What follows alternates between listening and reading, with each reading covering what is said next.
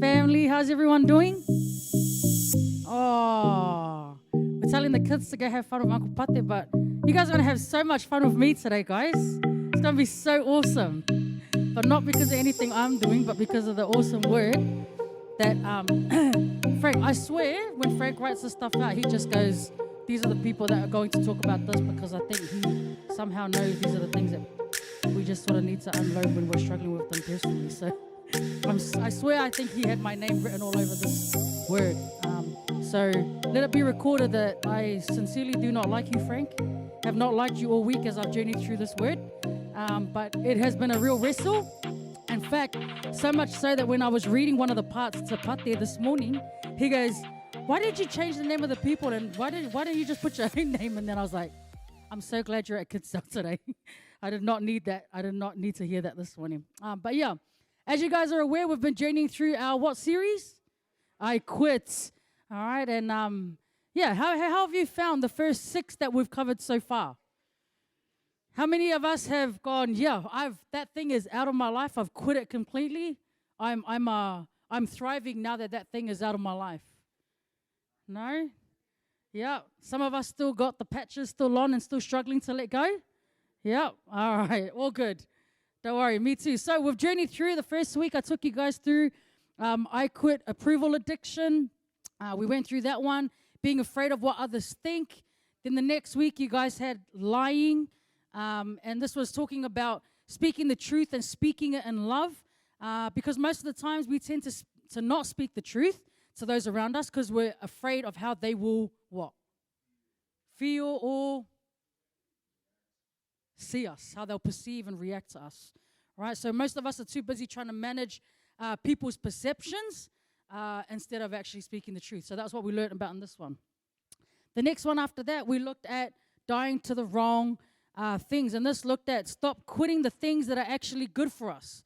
All right, so when things get tough, sometimes we might walk away from the things that are actually beneficial, and we quit things like, why? Why was that the first thing, Frank? Exercise. Why would you put that down as the first thing, right? Stop quitting things that are good for us, like exercise, going for a walk, socializing. We quit spending time in nature. We quit the things that are actually good for us because things get tough, and so we looked at that, and I think that was you, Lewis. Is that right? You took us through that one?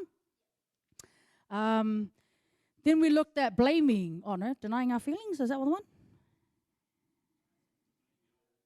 Denying our feelings and not looking at that, right? And so we talked about how it's important to acknowledge that they are there, that those things are there, but we shouldn't deny their presence in our lives because they all serve a specific type of purpose we need to work through. Then we looked at quit blaming others for how we are feeling, but instead taking responsibility for our own lives, right? It's easy to keep looking at how maybe mum and dad raised us and the things that they may have done in our journey and how that impacted us today, that we neglect to think about the choices that we still make today and how that's impacting where we're going. And so we still tend to, how many of you do this? It's your fault that I did this. Yeah? Anyone? Yeah? I hear kids do it all the time. Well, if you didn't leave the milk out, I wouldn't have spilt it. Right? Hang on. Just own that you spilt the milk. It's okay. We can clean it up. All right? It's all right. But you spilt the milk. Just because I left it out doesn't mean that's the reason it was spilt. You spilt it. Just own it. So it's just those kind of things. Yeah. And it's trying to help our kids, but also us understand, like, just own it. And then last week, we went through this hard topic, and I'm so glad that there are couples who have returned, which means that they were able to answer that intense question, and we still got them hanging in there because it was a tough question that Frank asked us to ask each other, and no one really knows you better than your spouse when you are journeying with them, and the question was, do you think I'm an overfunctioner? Do you think I overfunction? And I said to Frank afterwards, I said, I can ask that question, but are you going to provide marriage counseling for afterwards when that answer comes? Right? Are you going to provide that? And he goes, I'm going to send Charlotte. That's what he says. So, yeah, we talked about that. But then I had some intense moments of fellowship on our way home around that conversation, trying not to get defensive when I clearly knew the answer to that I am definitely someone who over functions.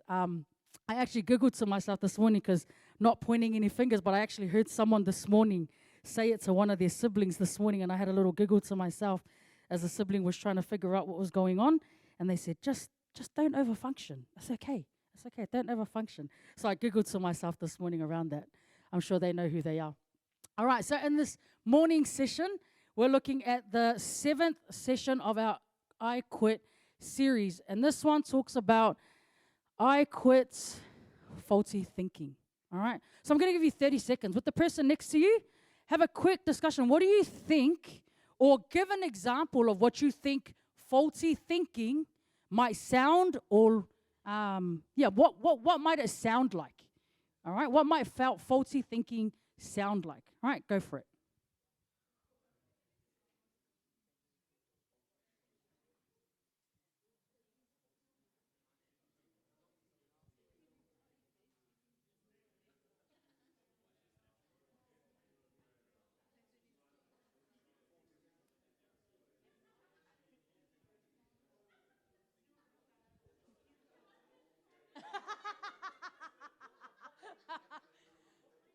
Faulty thinking. That's faulty.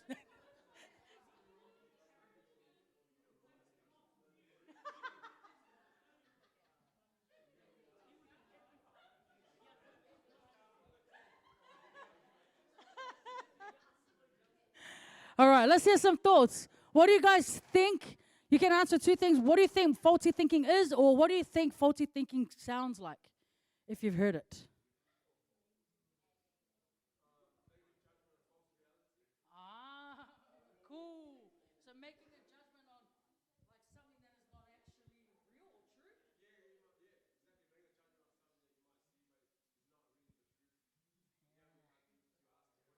Ah, I like it. I like you got there. You got there. We summarize that whole thinking into what's called an assumption. All right? Cool. All right. Not that any of us do that here, right? No one here, right? We're just talking to the people that are watching it on the video, right? But no one here does that. That's what I thought. We just quit. That's an example. That's right. So move on. Right? Let's just ignore it. Move on. Yes, ma'am. Ah, yes. Highly critical, right? Always thinking that something is wrong, even if there isn't. Yeah. Yeah. Is there one more? Is there anyone else?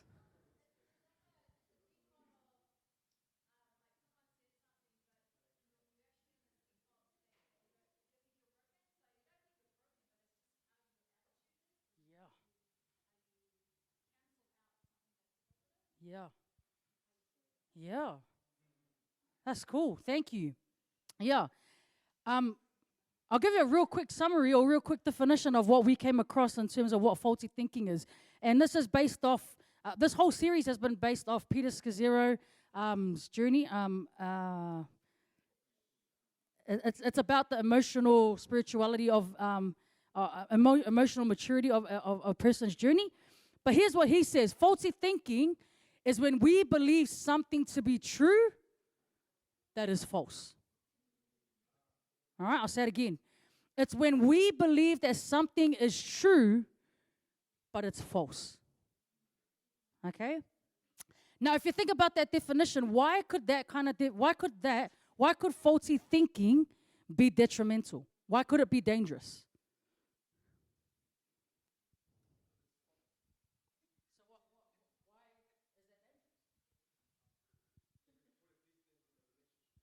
Okay, cool. Yep. What are some other consequences of having this kind of thinking? Opportunities? Yeah, unrealistic expectations. Yeah, you don't live to your full potential. Yeah. It paralyzes your hopeless. It paralyzes in hope. Paralyze you in hopelessness. It fills you with false guilt. It cuts you off from joyful living. It obscures your hope for the future. It diminishes your capacity for genuine relationships. It locks you up in unnecessary pain and limits your God-given potential in Christ.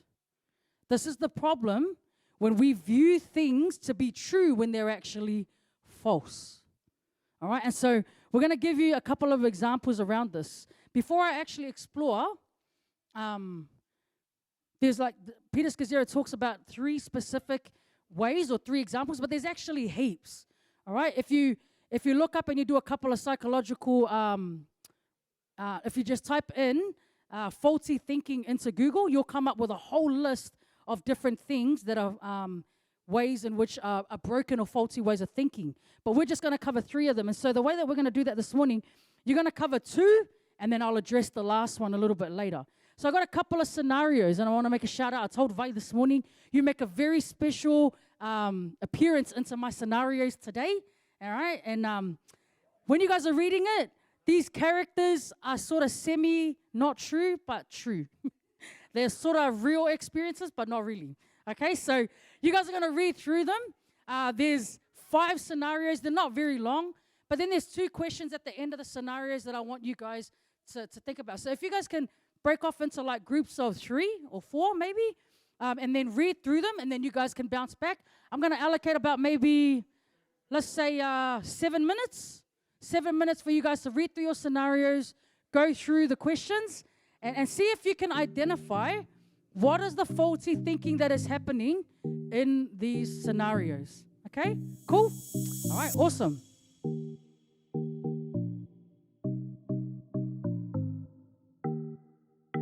Have a chance to have a discussion.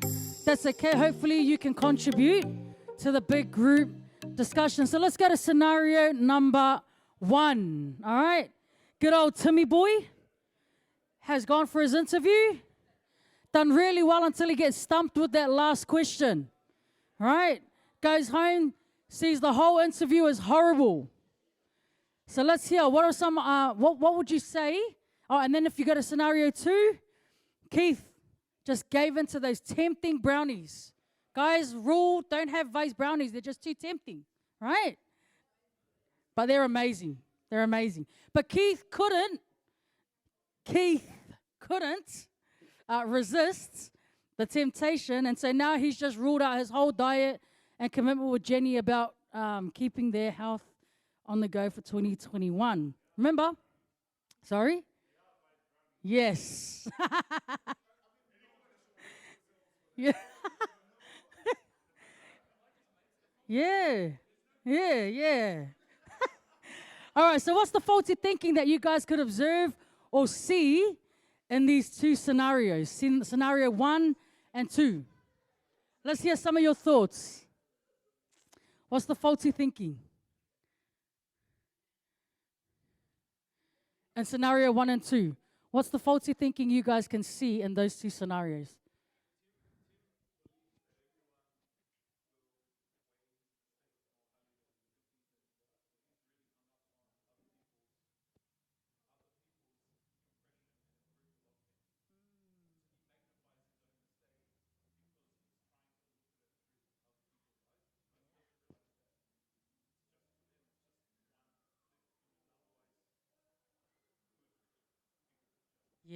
Yeah. That's cool. Thank you for that. Any other thoughts?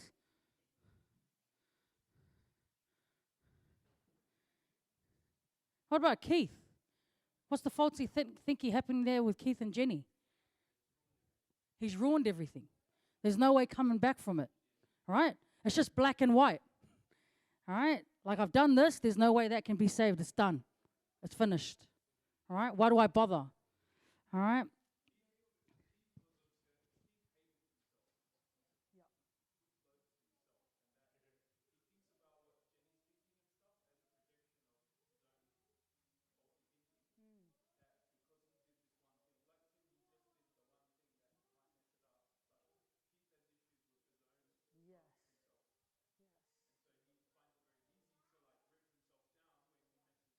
Yeah. Yeah.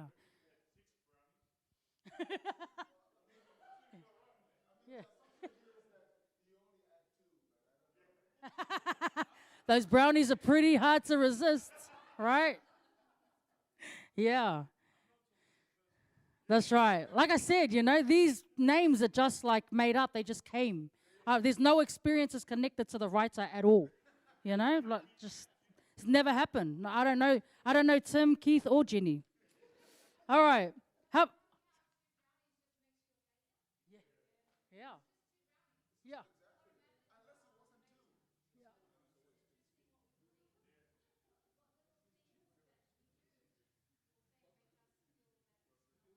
Yeah. It's that whole thing of like focusing on the trees but not seeing the bigger picture, or focusing on the bigger picture and neglecting the trees kind of thing. And where we just go, all of it is, we've just stuffed up all of it, but go, hang on, like, what about all the other stuff that happened? That one thing can't be the one thing that ruins all of it, right? Is that, And so that's why when I was reading the scenario to Pate, he goes, why didn't you just replace Tim's name with Key? And I'm like, can you just keep driving before we have a car accident? Before our Sabbath's ruined. Maybe? Yeah? No. All right, scenario 3, 4. And you know what? In my house, that used to happen so much growing up, right? Like, my mum and my dad on a Sabbath morning guarantee there's going to be some little tiff. And then all of a sudden, the Sabbath's ruined. We're not going to church anymore and everything. Get the kids out of the car. Stay in the house. It was like that. Over, like, my dad just beeping the horn. You guys need to hurry up. Oh, you ruined my Sabbath. Why are you telling me to hurry up? You don't have to get kids ready. That's it. We're not going to church. It's all ruined. Right? That was, right? That was like, happened like every Saturday morning. We just knew something like that was going to happen. And a little bit of me was banking that I wouldn't be going to church. Something happens, I just don't have to go to church. Right? Okay. Scenario 3, 4, and 5. So we've got Kathy there. She got turned down for her promotion. And then you got Ricky there. She got turned down by her friend. And then you got Stacy there, who sees 2 of her colleagues looking at her, laughing at her, and then assumes that they're laughing and gossiping about her. All right, what's the faulty thinking in these 3 scenarios?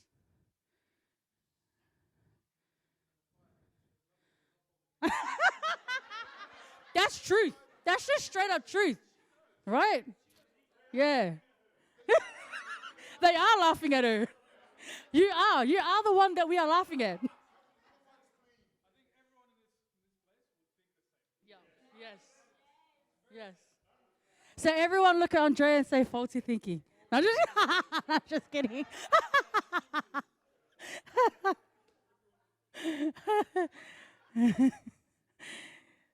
Anything else? What stood out to you guys? What's the faulty thinking?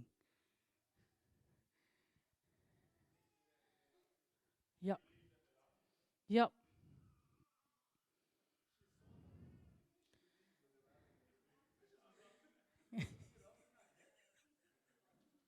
What if it's just coincidental that she walks into the room at that time and maybe the other 2 crack the joke as she walks in, but it's got nothing connected to her whatsoever.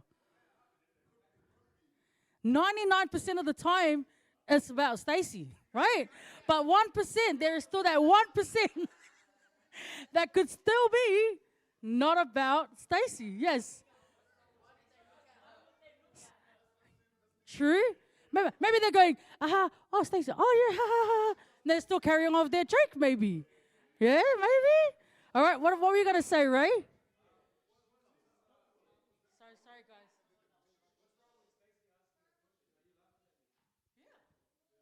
Yeah. Yeah. Check it. Are you laughing at me? Say it again. Say it again. Yeah, go, Shah. Go. Yeah. Yeah. Yeah. Yeah. Yeah. Because what if she's walking in and they giggle and they're probably checking out her new shoes? And she's like, oh, maybe they're looking at my new shoes, maybe, Look, they're making fun of the shoes. Yeah. What about for Kathy and Ricky? What's the problem with what's the faulty thinking there? Sorry.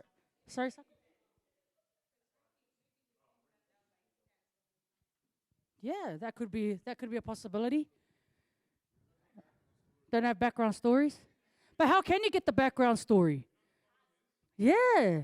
The solution to the background story is to ask, is to check it, right? Is to check that.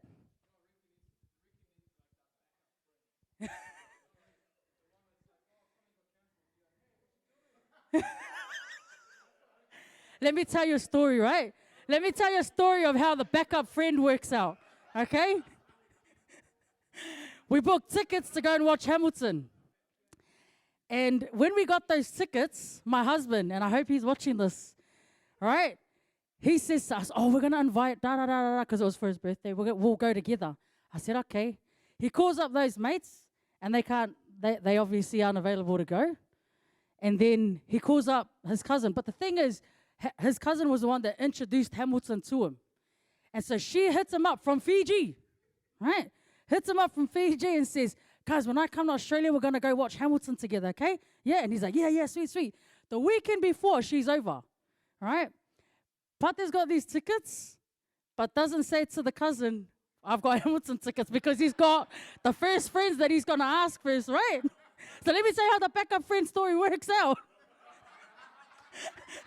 He tells the friends aren't available, then calls up the cousin. I love my husband, but sometimes he's got no tact around the way he says things. And he goes, hey, cuz, are you and hubby keen to come with us? You're like the backup to the backup.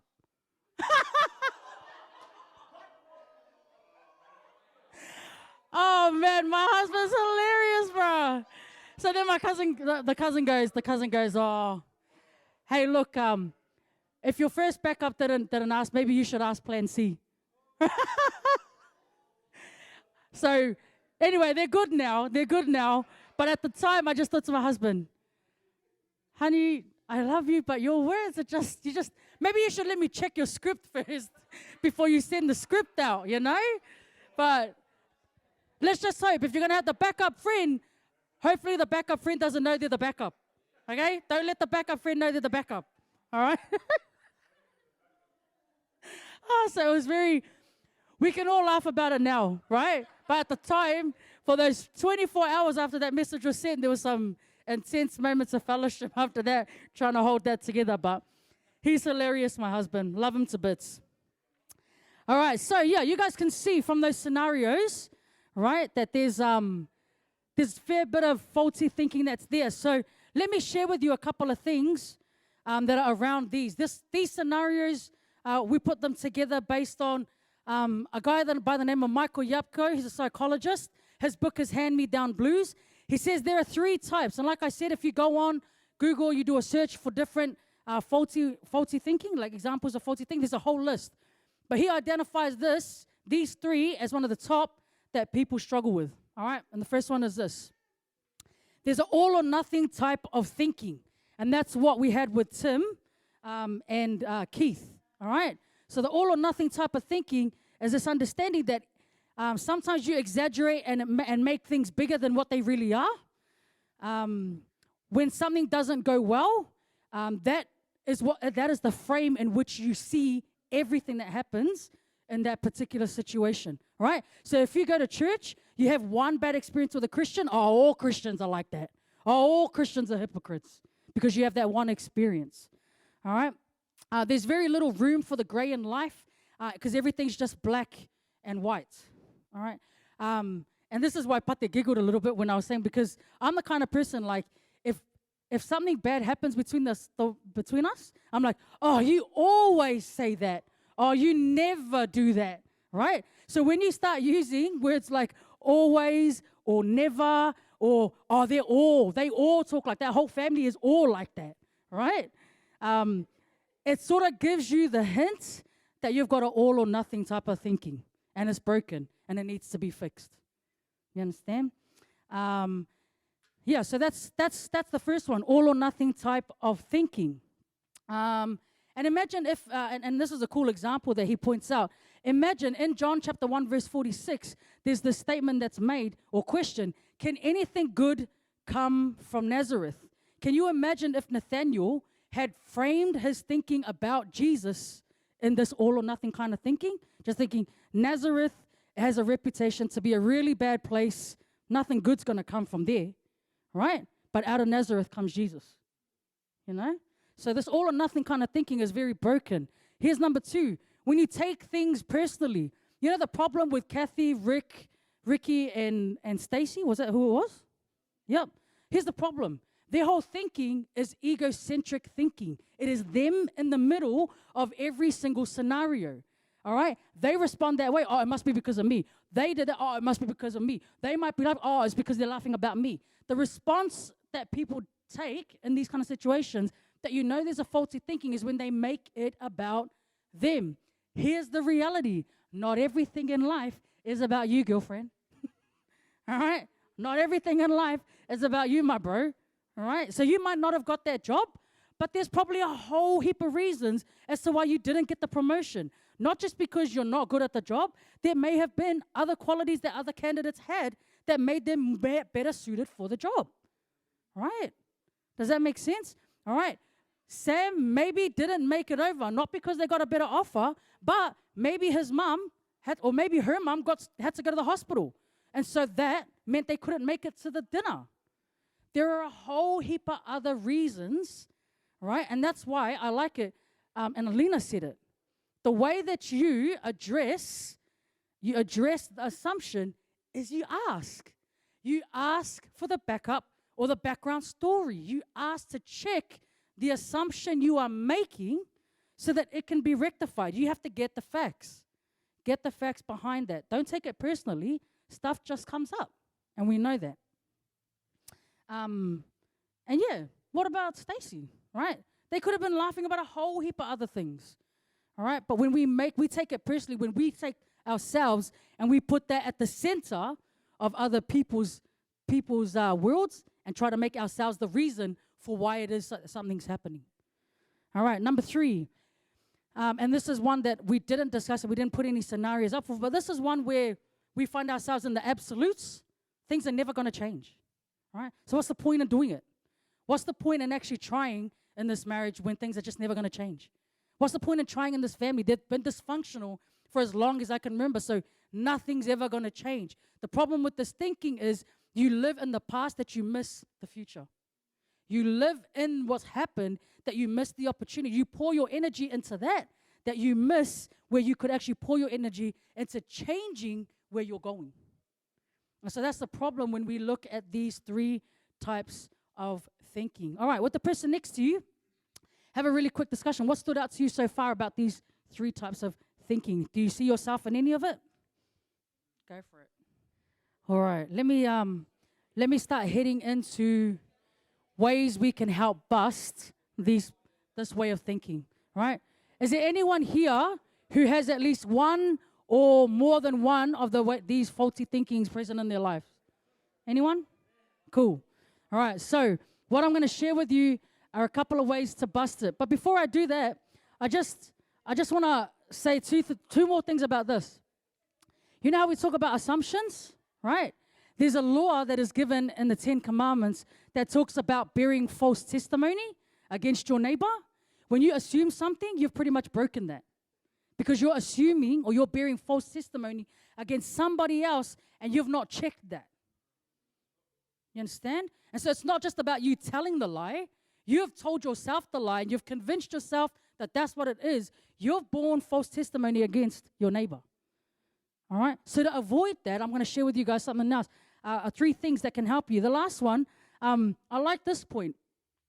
Can you imagine the Israelites are standing outside opposite Goliath? King Saul and his army, they only saw defeat. There was no way that anybody was going to be able to defeat Goliath. But one guy comes with a different attitude and a different perspective on the situation. And it is that guy that brings the victory. Because he chooses not to think that things will never change. He chooses to believe that he's going to pour his energy into the fact that this can change. And so we're going to see the hand of God make this change happen. David does that. We see that. So it's really cool to identify that in your journey, but I don't want to leave you just identifying it. I want to share with you 3 things. How many? 3 things that can help bust your faulty thinking. So here they are. Number 1, know when not to follow your feelings. In session 4, we talked about not denying your feelings. And it's important that you identify and not deny them and not suppress how you are feeling. But it is also important to not project those feelings onto other people. Identify, don't deny them, but don't project them onto others. Don't suppress them. Acknowledge that they are there.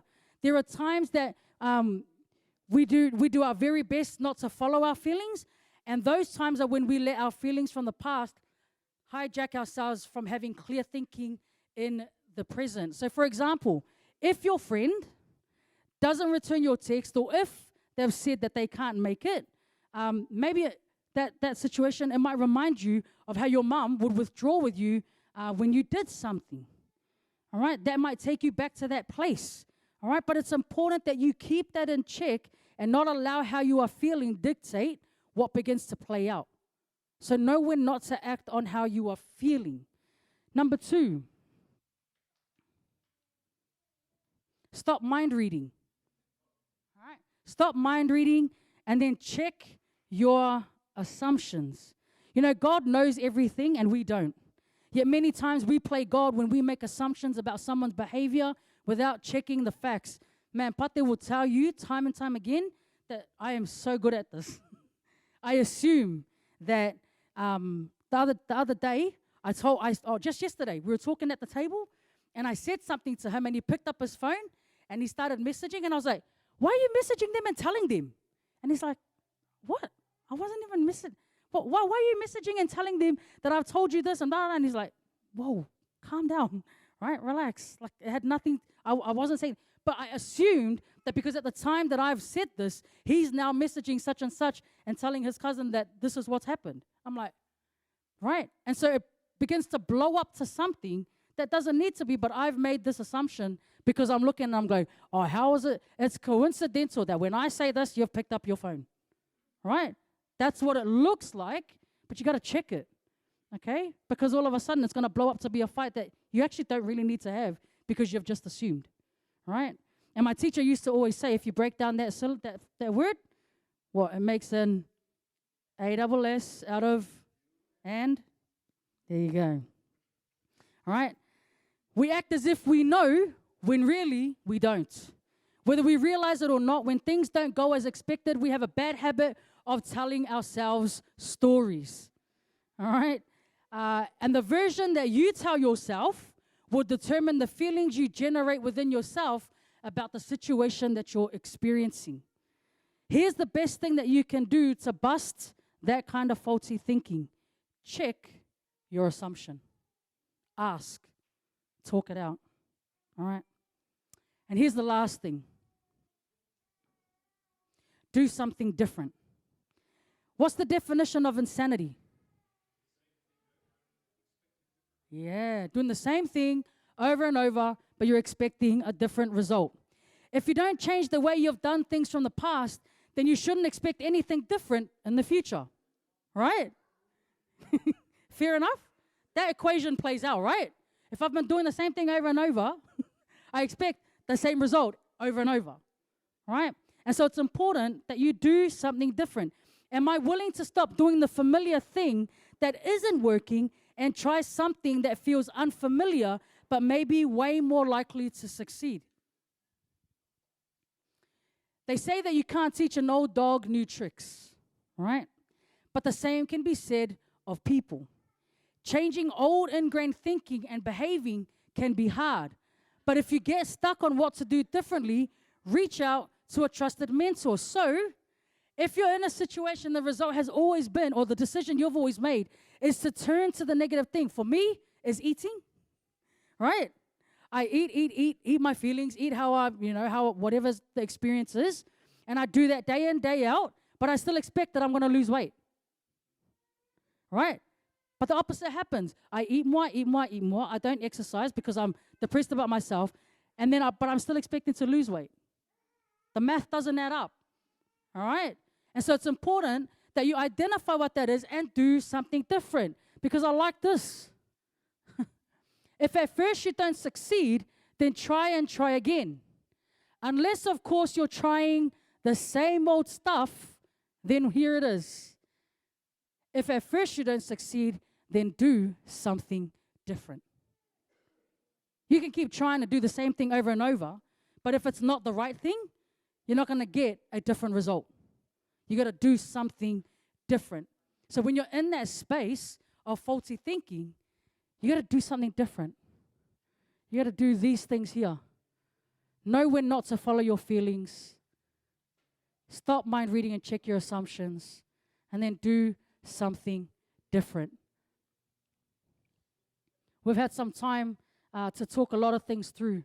But from what you've got there, just with the same group that you started with, all right, I'll pray at the end of our time, but just with the group, we've already sort of covered the first one, but what about the second question? What do you think you can do in this coming week to put into practice ways to address your faulty thinking? I'll give you guys some time to talk, and then I'll come back and wrap our time up. All right, thank you, family.